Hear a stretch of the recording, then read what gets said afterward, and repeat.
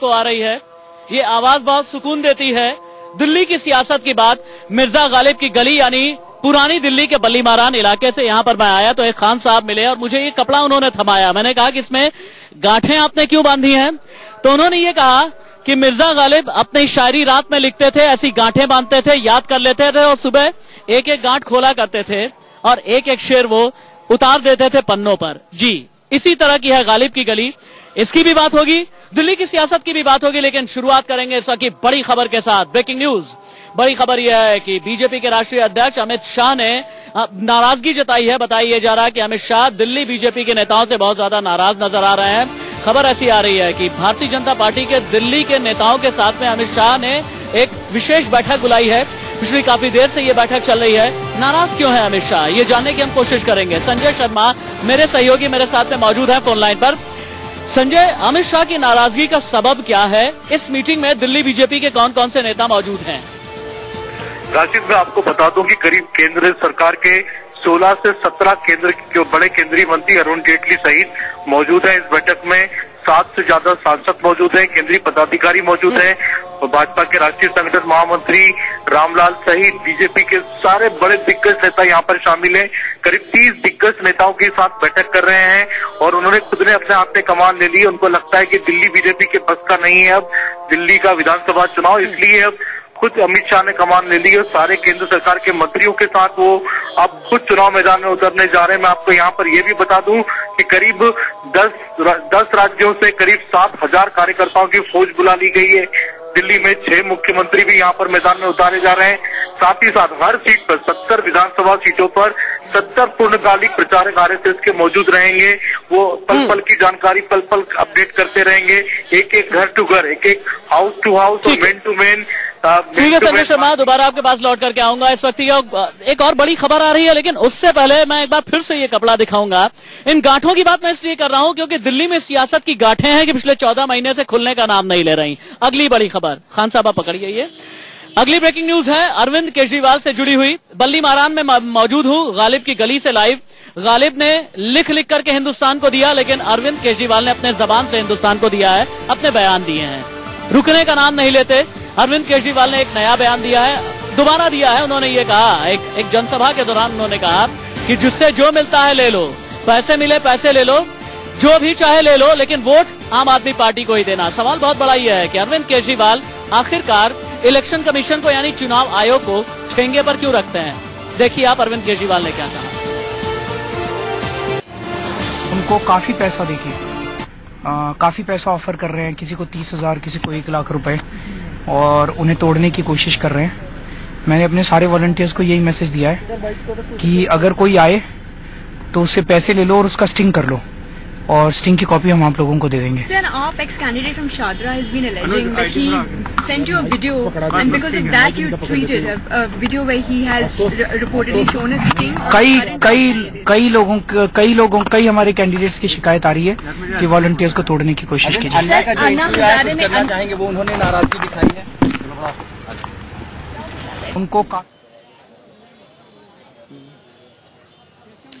Arvind Kejriwal string की सियासत पर ही आखिरकार विश्वास क्यों करते हैं, ये बहुत बड़ा सवाल है। लेकिन फिलहाल हम चलेंगे मिथिलेश के पास। मिथिलेश दिल्ली के शास्त्री पार्क से लाइव मौजूद हैं, उनके साथ मौजूद हैं दिल्ली प्रदेश कांग्रेस अध्यक्ष अरविंदर सिंह लवली। मिथिलेश, मेरा एक सवाल होगा अरविंदर सिंह लवली से। हर ओपिनियन पोल, हर स्नैप पोल यही दिखा रहा है कि कांग्रेस कहीं भी लड़ाई में नहीं है। कौन सी लड़ाई फिर लड़ रही है कांग्रेस, अरविंदर सिंह लवली या फिर राहुल गांधी? पूछिए उनसे। जी बिल्कुल, शास्त्री पार्क में राहुल गांधी की एक बड़ी जनसभा है। राहुल गांधी रोड शो कर चुके हैं। हमारे साथ पीसीसी प्रदेश अध्यक्ष अरविंदर सिंह लवली जी हैं। हालांकि हर ओपिनियन पोल में आप लोग पिछड़ते हुए नजर आ रहे हैं, फिर कौन सी लड़ाई लड़ रहे हैं आप लोग? अब हमें वोट ओपिनियन पोल से नहीं, लोगों से चाहिए। चाहे हम हर असेंबली में मीटिंग कर रहे हैं, चाहे राहुल जी का रोड शो है, आज की आप रैली देखेंगे, तो हमें इनका वोट चाहिए, हमें ओपिनियन पोल वालों के वोट नहीं चाहिए। बिल्कुल, लेकिन किन मुद्दों पर क्या लगता है आप लोगों के साथ पब्लिक क्यों खड़ी होगी? क्या मुद्दे हैं आपके पास? मैं आपसे प्रश्न पूछ रहा हूं कि हमारे साथ पब्लिक क्यों नहीं खड़ी होगी? क्या हमारे साथ पब्लिक इसलिए नहीं खड़ी होगी कि भारतीय जनता पार्टी और आप पार्टी ने 1 साल में धोखा दिया लोगों को, या इन लोगों को लोग इसलिए वोट देंगे कि इन्होंने कहा था 50% और 30% बिजली सस्ती कर देंगे? सस्ती करना दूर की बात है, आज बिजली महंगी हो गई है। महिला सुरक्षा के नाम पे ये लोग सत्ता में आए थे, आज जो है उसके ऊपर कोई टिप्पणी करना भी मुनासिब नहीं समझते। 40,000 बुजुर्गों को दिल्ली में पेंशन नहीं मिल रही, तो क्यों नहीं लोग हमको वोट देंगे। दिल्ली में कांग्रेस ने 15 साल विकास किया है और 1 साल में वो विकास की रोड टूटी है, और नौटंकी करने वाले जो है दोनों पार्टियों के लीडर हैं। तो दिल्ली के लोगों को फैसला करना है कि नौटंकी करने वाले चाहिए कि काम करने वाले चाहिए। किरण बेदी तो ओबामा के नाम पे वोट मांग रही है, कह रही है कि ओबामा आ गए उनके साथ दिल्ली का विकास होगा। नहीं, अब वो किरण बेदी क्या कर रही हैं या अरविंद केजरीवाल कर रहे हैं, वो तो सब दिल्ली के लोग देख रहे हैं।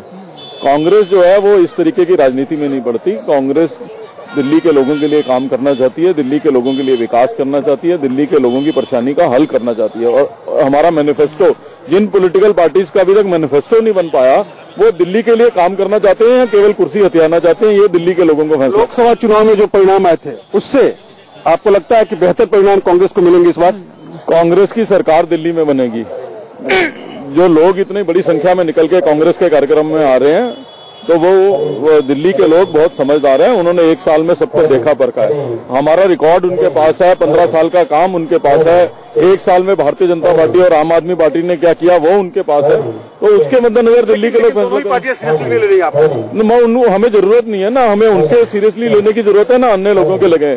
दिल्ली के लोग हमको सीरियसली लें, वो हमारे लिए ज्यादा जरूरी है। राशिद, देखा आपने अविंदर सिंह लवली कह रहे हैं कि दिल्ली के लोग सीरियसली ले, वो ज्यादा जरूरी है कांग्रेस के लिए।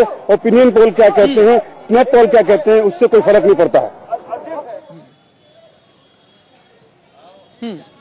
चलिए मिथिलेश, आप रहिए हमारे साथ में। तो अरविंदर सिंह लवली का साफ तौर पर यह कहना था कि दिल्ली की जनता नौटंकी करने वालों को नहीं चाहती। दिल्ली की जनता, हमें पोल से मतलब नहीं है, हमें इस बात से मतलब है कि दिल्ली की जनता क्या कहती है। मिर्जा गालिब की एक और बात याद आ गई। मिर्जा गालिब ने कहा था कि जाते हुए कहते हो कि कयामत को मिलेंगे, जाते हुए कहते हो कयामत को मिलेंगे, क्या खूब कयामत का है गोया कोई दिन। और शायद सियासतदान भी ऐसा ही कुछ कर रहे हैं। खान साहब हमारे साथ मौजूद हैं। कितने सालों से दिल्ली में आप इलेक्शन देख रहे हैं, कितने सालों से आप वोट दे रहे हैं? 50 सालों से 50 सालों से वोट दे रहे हैं और कांग्रेस को भी वोट दिया है हमेशा। इसके अलावा हमें कोई पार्टी नजर नहीं आती, क्योंकि बीजेपी जो है हिंदू मुस्लिम के ऊपर वो बोलती है, इसलिए हमने कभी कांग्रेस के अलावा किसी को वोट नहीं दिया। मुस्लिम आबादी का दिल क्या कहता है, ये जानने के लिए बल्ली मारान में और भी कई बुजुर्गों के पास में हम आए। मुसलमान का दिल किस राजनीतिक पार्टी के लिए धड़कता है? देखो जी, मुसलमान जो है हिंदुस्तान के लिए पैदा हुआ, हिंदुस्तान में पैदा हुआ, हिंदुस्तान में मरने के लिए तैयार। और अब तक जितने भी आपने जंगें देखी हैं उसके अंदर मुसलमान ही आया है और उनने ही ये हिंदुस्तान को बचाया है। पाकिस्तान की जंग के अंदर मुसलमान नहीं बचाया। आज तक जो मुसलमान को कहते हैं ना गद्दार है, मुसलमान गद्दार नहीं है, मुसलमान हिंदुस्तान का वफादार है। हिंदू जो है खुदगर्ज है, बेईमान है, और जितना आतंकवाद आ रहे थे इसके अंदर उन्होंने भर रखे हैं ना, उससे ज्यादा कहीं। चलिए ठीक है, ये एक अलग मसला हो गया। कईयों का ये कहना है कि कांग्रेस पर भरोसा होता है। यहाँ से हारून यूसुफ पिछले 4 बार से विधायक हैं, वो हारून यूसुफ जिनके बारे में कहा जाता है कि यहाँ की सिर्फ 60% मुस्लिम आबादी उन्हें वोट नहीं करती, बल्कि नॉन मुस्लिम आबादी भी उन्हें वोट करती है। दरीबा कला के इस दरीचे से हम मौजूद हैं, गालिब की गली से लाइव ये शो हमारा जारी है। वक्त एक छोटे से ब्रेक का हो चला है, कहीं मत जाइएगा, बस थोड़े से इंतजार के बाद लौट करके आएंगे। इस खुशनुमा गली से दिल्ली की सियासत को और समझने की कोशिश करेंगे। सियासत की तकदीर, तस्वीर और तासीर सब कुछ ऐसी कि हर ख्वाहिश पे दम निकले, बहुत निकले मेरे अरमा, शायद फिर भी कम निकले। इन्हीं गलियों से इन आशार की, इन शेरों की खुशबू आती है, क्योंकि 1860 से लेकर के 1869 के बीच, यानी 9 साल के बीच में कुछ इसी तरह के खूबसूरत शब्द कलम से निकले मिर्जा गालिब के। और इसी तरह से चूंकि कई ख्वाहिशें सियासतदानों की भी हैं, इसीलिए मुझे याद भी आ गया। हमारे तमाम सहयोगी मेरे साथ में मौजूद हैं। मिथिलेश के पास हम सबसे पहले चलते हैं, दिल्ली के शास्त्री पार्क से लाइव। मिथिलेश, क्या दिल्ली की जनता कांग्रेसियों से, या आप खबर नवीस जो है, जो मीडिया वाले हैं, कांग्रेसियों से ये पूछ रहे हैं कि अब माकन मकान भी दे रहे हैं, 1.5 रुपए प्रति यूनिट बिजली भी दे रहे हैं, 15 साल क्यों नहीं दिया? 15 साल में किया क्या फिर इन लोगों ने? जी बिल्कुल, खुद प्रदेश अध्यक्ष अरविंदर सिंह लवली एक बार फिर से हमारे साथ जुड़ गए हैं। इन्हीं से पूछते हैं कि 15 साल आपकी सरकार रही, अब आप कह रहे हैं कि झुग्गी में रहते हैं उनके लिए पक्के मकान 1 साल में दे देंगे अगर सरकार बनी तो। ऐसा नहीं कहा। अब तक कल आपने समझा नहीं फिर उसको। दिल्ली में झुग्गी वालों को पक्के मकान हमने अपने पिछले 15 साल में भी दे दिया था। हमारे 15 साल का एक्सपीरियंस ये कहता था कि जो अड़चने आ रही हैं उनको इन सिटू डेवलपमेंट के लिए, जैसा हमने कालका जी में कहा जहां राहुल जी गए, हम उनको कानूनन अधिकार दे देंगे 1 साल में, ताकि इस तरीके की अड़चने ना आए जो हमको पिछले 15 साल में महसूस हुई। जो जहां रहता है उसको तब तक वहां से नहीं हटाया जाएगा जब तक उसको जो है उसकी वैकल्पिक स्थान नहीं दे दिया जाएगा। वो अधिकार हम 1 साल में झुग्गी वालों को अधिकार दे देंगे। 15 साल क्यों लग गए? 15 साल बाद आपको 15 साल हमने लोगों को मकान दिए और उस 15 साल के ठीक है, बनाया हो। 2013 में जब हमारी सरकार थी तभी हमने इसके ऊपर काम शुरू कर दिया था। बिल्कुल बिल्कुल आसिफ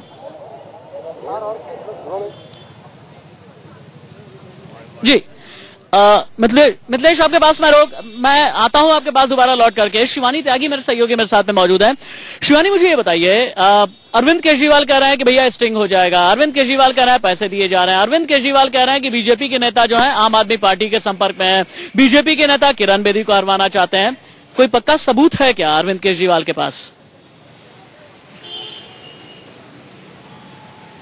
देखिए राशिद, अगर हम बात करें अरविंद केजरीवाल को 2 साल से मैं कवर कर रही हूँ, उसमें भी हमने देखा है, हमेशा से आपने भी देखा होगा, वो हमेशा से माहौल बनाते हैं। पिछले 2 दिन से वो स्टिंग का माहौल बना रहे हैं, क्योंकि भारतीय जनता पार्टी अपने कैबिनेट मंत्रियों को ले आई है, अपने सांसदों को ले आई है, तो कहीं ना कहीं वो ध्यान न भटक जाए, तो इसलिए एक स्टिंग का एक शगुफा छोड़ा है अरविंद केजरीवाल ने।